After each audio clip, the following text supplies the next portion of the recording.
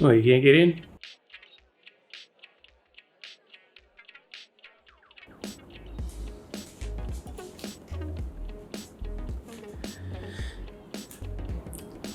Recording this in a little bit different format. Gotta stand up, move around a bit. A lot of time sitting, even in that nice contemplative and relaxing state of performing the acts of mindful drawing.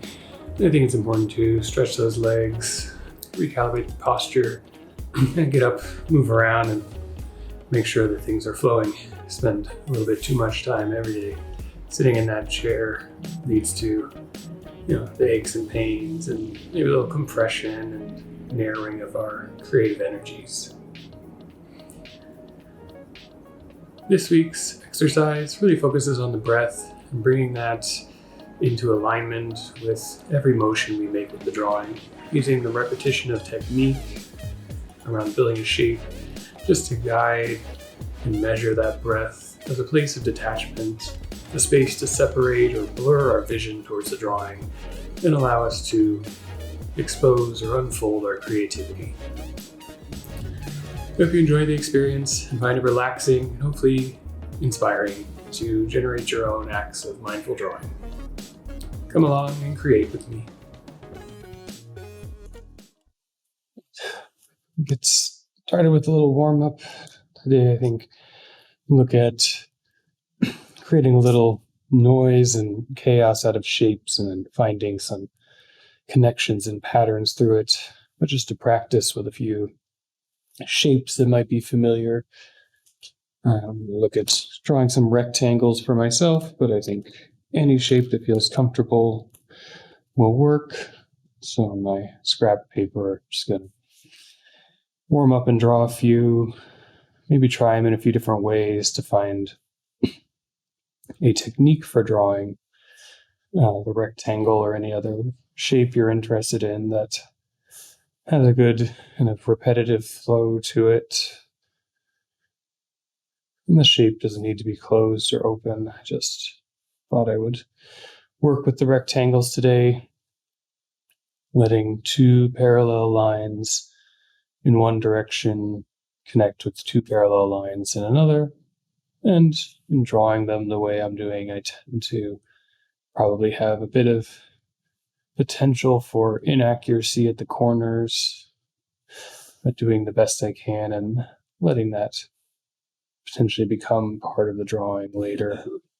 Just settling into a technique that I can do repeatedly so that it will drift from my foreground thinking about how I'm drawing any particular shape and into a background about just the act of drawing, just connecting my eye and my hand to this pencil, the page.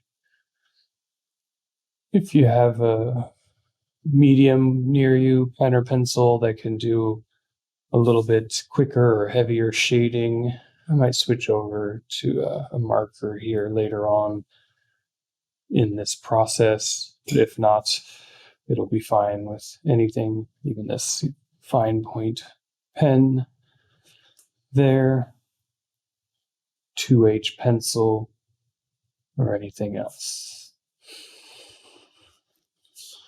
And if you've tried a few different ways, just playing around quickly to see if one feels a little more right for me today. I think it's a lot easier to make a rectangle for me if I do it kind of like corners of an L meeting together, but I enjoy a little bit of the separation between doing the two horizontals and the two verticals separately and seeing how close they come to lining up. Maybe just a little practice for my eye and coordination. The last few shapes, I'm going to make sure the body's in a good position, a little stretch, stretch the fingers if you need, rather than drawing. You flex them in and out.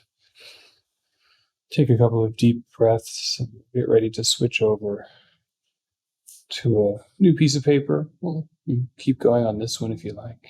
If you see something interesting coming out of it, that can work as well. Swap myself over here. Have a bit of a larger canvas. And kind of begin doing the same thing, but in this case, using that breakdown of the shape into how I'm drawing the lines as a way to enter into the canvas through my breath.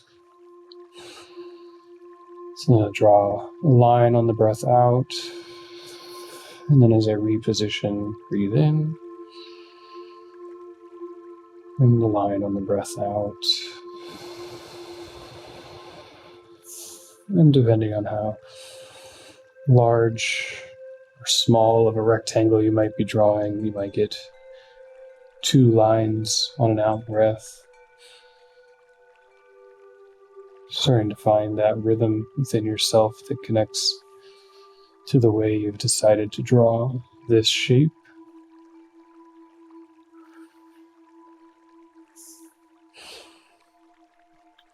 And letting that space of the in-breath recalibrate, reposition, keep us in a headspace where we're not in a rush to form the shape,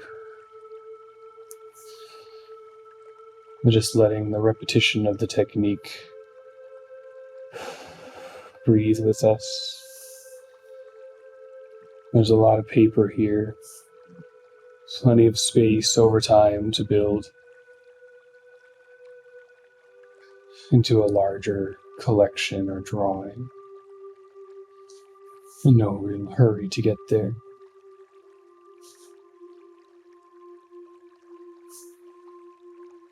I find I'm just jumping around the page, picking a starting point quickly wherever my eye lands.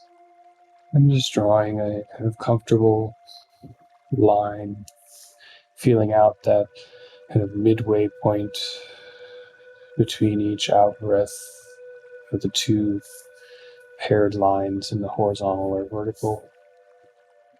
Letting the shapes overlap if you want, or keeping them all separate.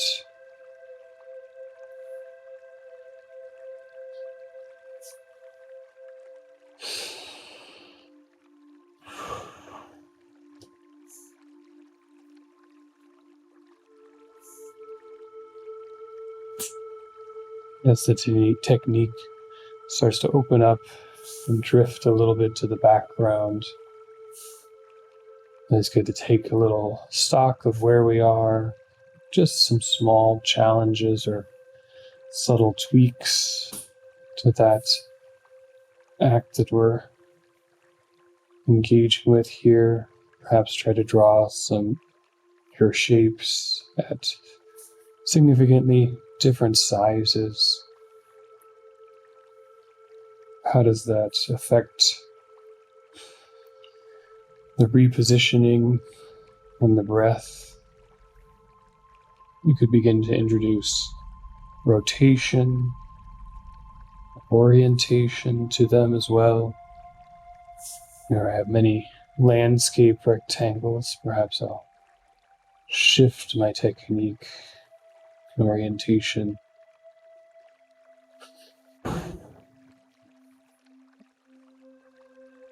And just keeping it in line with that rhythm that brings a pacing separate from the completion, the more consistent and smooth action.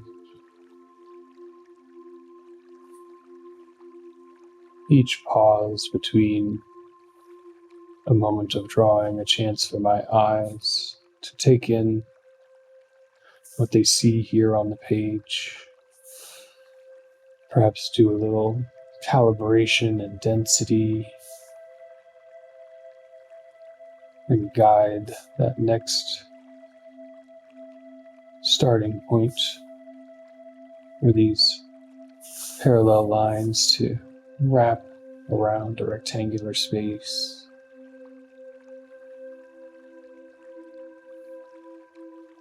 Using the complexity of the noise that's forming in the denser parts of the drawings is an increasing of the slight difficulty in the exercise for the eye to parse more information, more lines, and trusting in the short amount of practice we've had with establishing a technique, trusting in the breathing to give us a little bit of space if we find ourselves overwhelmed by an area. Can always shift around or change size of what we're drawing so that it's easier to calibrate with the space provided by the history that we've traced so far in this drawing. Perhaps move out to the edges where the landscape is more open. Sometimes this makes it a little bit slower or more challenging for my eye and brain to connect around that moment of decision in terms of where do I put that point? What size will this rectangle end up being? What orientation should it be on the page? These many questions that run through my thoughts with each shape, recognizing them and letting them pass, just putting the pen down anywhere and following through that repeatable motion. For me, these two parallel lines in the vertical, two parallel lines in the horizontal, connected with my breath through the in and the position through the out and the action.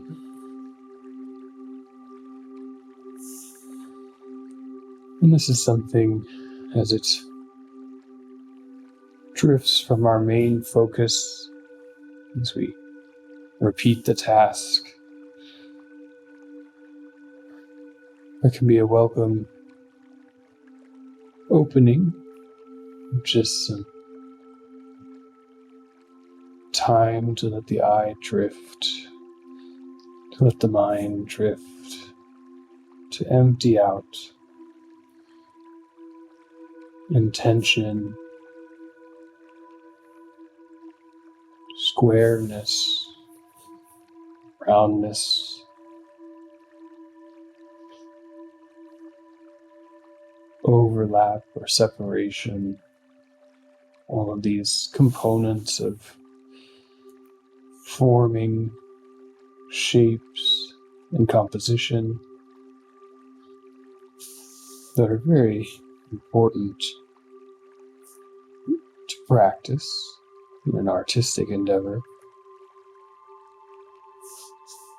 We can take some time to develop a little perspective on them for ourselves through this exercise and detachment.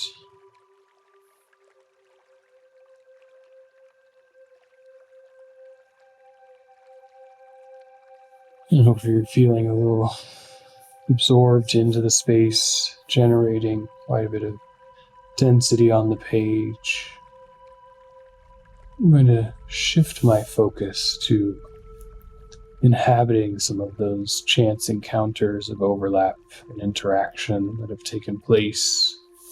It's probably due to my position relative to my paper, kind of diagonal, strong diagonal that is developed there. And start to give some of these rectangles more punch or visual weight here to the page just by continuing the technique in a local space, tightly or loosely offsetting some of the rectangles that jump out to me inward or outward, with that same repetition of horizontal parallel lines, vertical parallel lines, or whatever collection of lines that's forming a shape for you. It's this concentric repetition draws the shape into the page, projects the shape out from the page. As soon as we move from one singular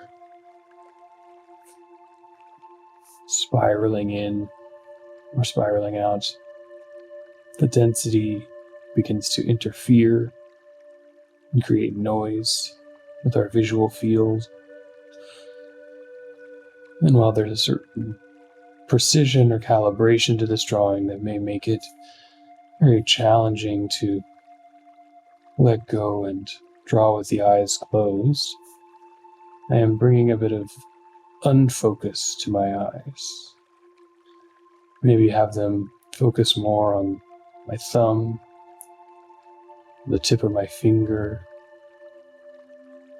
perhaps even on the end of the pen, back further from my hand, knowing that there's enough connection between that vision and page that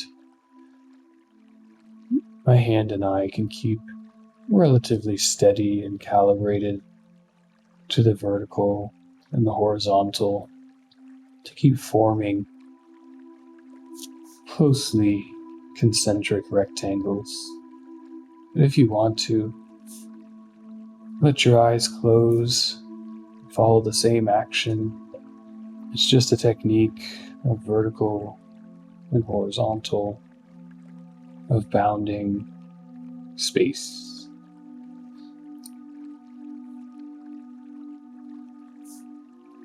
And as we intensify visually this repetition with a little unfocus so that we're not too drawn in to where those lines start and end next to their ever-increasing neighbors, just drawing them start to end, start to end.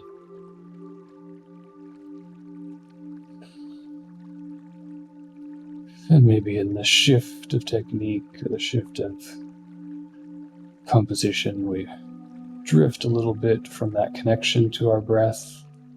Hopefully it's still been there from its practice, moving in and out with our motion, expanding and contracting as we draw, and take an opportunity to bring some attention back to it.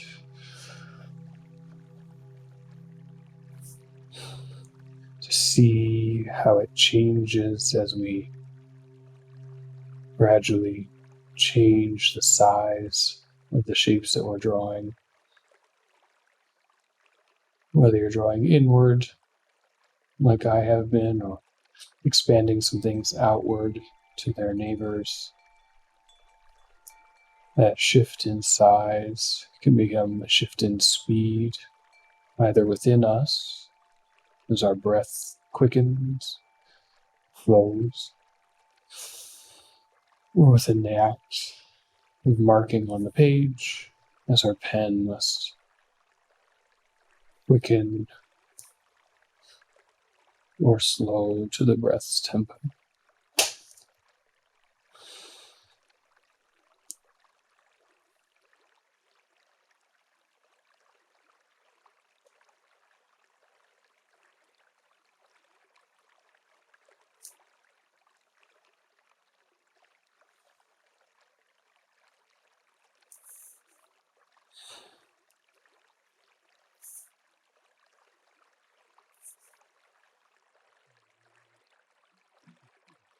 One of the most interesting little challenges with these exercises is coming up with a plan that's not a plan.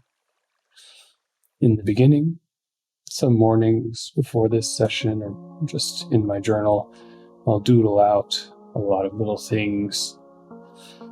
And similar to this, let them just flow for a while and see where they go. And sometimes find a technique that I think is manageable to come with talking and drawing simultaneously and sharing, that is not dependent on too much skill or composition.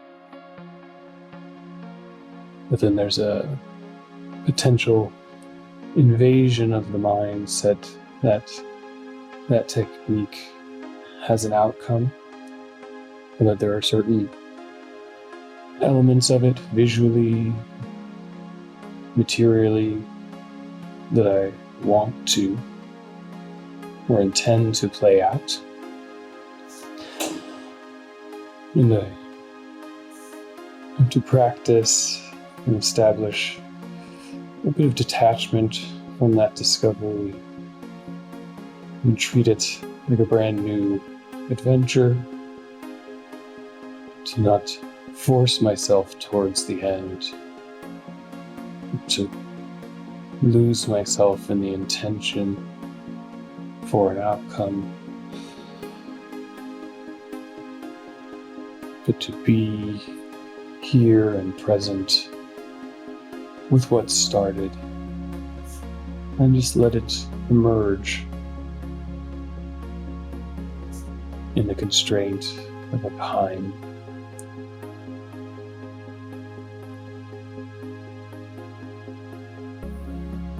And so that's why many of these become large kind of field operations, since they're adaptable, flexible, to resist intention if we just blur our vision or imagination a little bit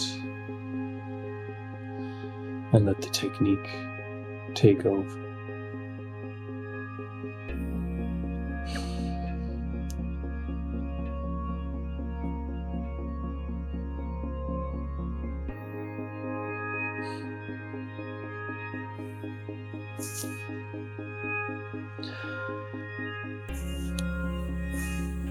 And as the page begins to fill with a bit of overlap, complexity, and density, we reach a stage where we have a canvas for that further exploration, shifting from a purely generative aspect of a technique to a perhaps more critical or observing eye. We can find new pattern, a new possibility within what has emerged. And for a few minutes, as we approach our half an hour here, I'm going to switch to a little more fluid medium with my pen and begin to see what my eye finds in these overlaps and how that could render out between the forms. Perhaps starting with just the Boolean, the intersection here of two shapes. If you have no intersections and things are kept separately, perhaps it's the negative space or voids that strike you, that stand out from a page as visually intense or interesting.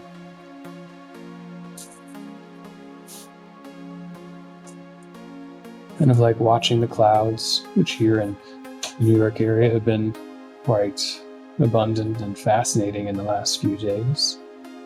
Last night's configurations were fairly magnificent kind of storytelling events. There seem to be full cinematic sequences playing out in the clouds. bursts of light, quiet, a lot of rain.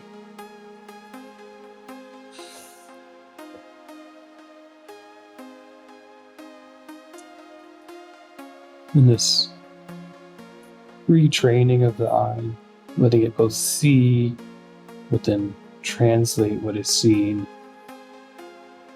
is another form of the wiggling our toes, wiggling our fingers, that brings focus back to where we are and the space after a time of relaxation, and allows for the integration of the creative act and incorporation of that relaxing moment into our day. Perhaps create a little bit of fill within these spaces.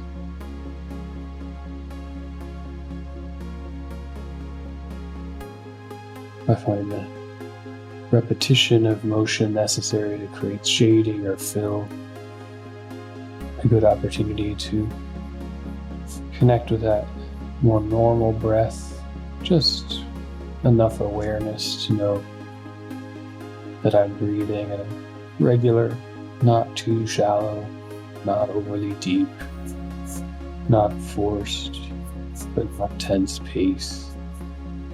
As I enter back into more of my body and my surroundings.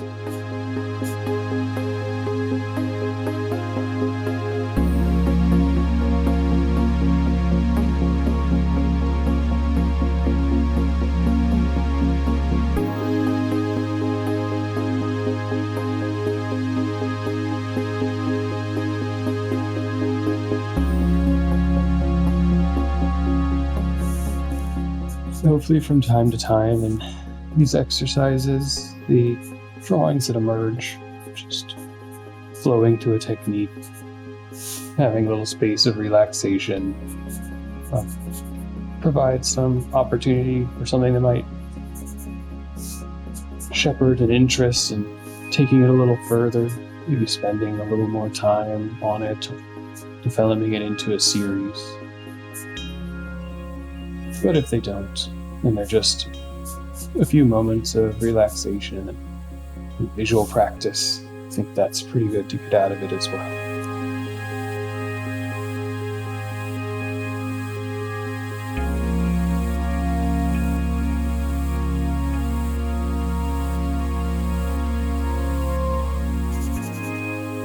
I think whatever you do, whatever field, career, or profession, or just interest along the way that you might be in at any moment, there's always a great opportunity to develop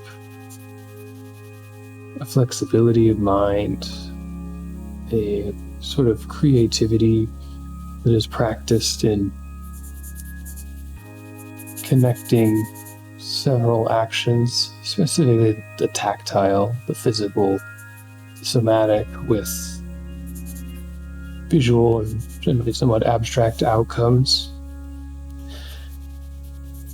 Whether those are crunching numbers or creating films or just drawing, designing a building or space.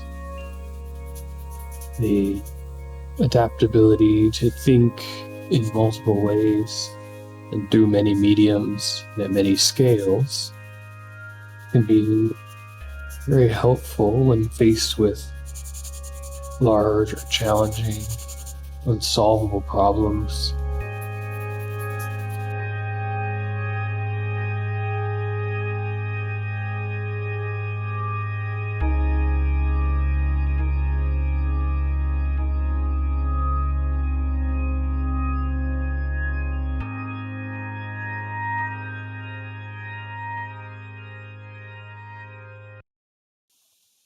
I think we'll